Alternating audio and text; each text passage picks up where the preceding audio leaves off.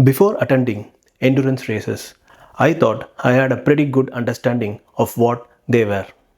Long races, multiple drivers, lot of strategy. But after spending time around endurance racing, a few things stood out to me that I hadn't really thought about it before.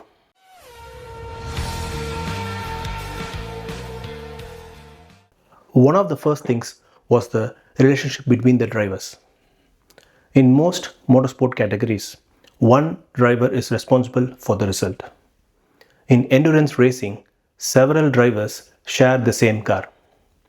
That creates a very different situation. If one driver loses time, the others try to recover it.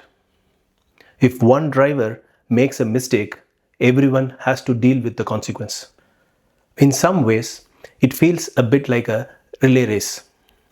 Each driver is responsible for their part, but everyone is working towards the same result. Another thing that stood out to me was the physical and mental challenge. When people think about endurance racing, they often think about fatigue. And that's understandable.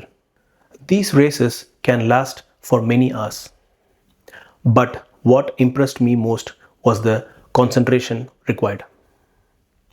Drivers need to stay focused for a long periods, knowing that a small mistake can affect the entire team.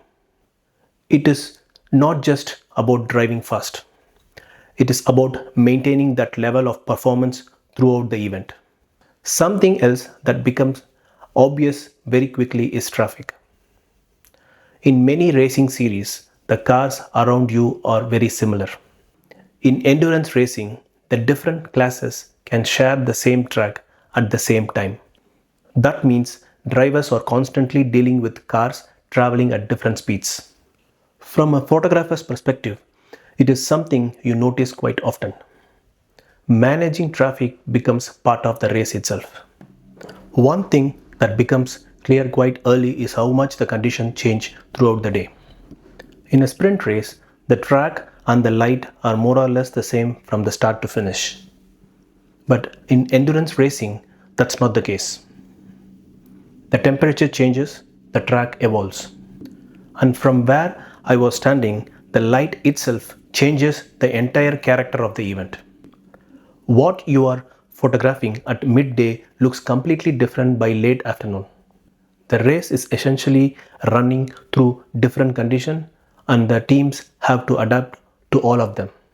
Then I found something interesting was how difficult it can be to know who is actually in the strongest position. A team might be leading now. Few hours later, the situation can look completely different. A mechanical problem, a change in weather, a strategy decision. There are so many factors involved that the race can change very quickly. And that's part of what makes the endurance race so interesting to follow.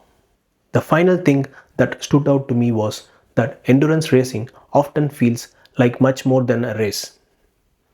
It feels like a long operation that needs to be managed successfully from start to finish. The objective isn't simply to be the fastest car on the track. It's about consistency, avoiding mistake, managing problems, and still being competitive many hours later. Before attending endurance races, I already understood the basic concept, but seeing them in person gave me a different perspective on what makes them unique. This is Ganesh from Raceweek. Thanks for watching. See you in the next one.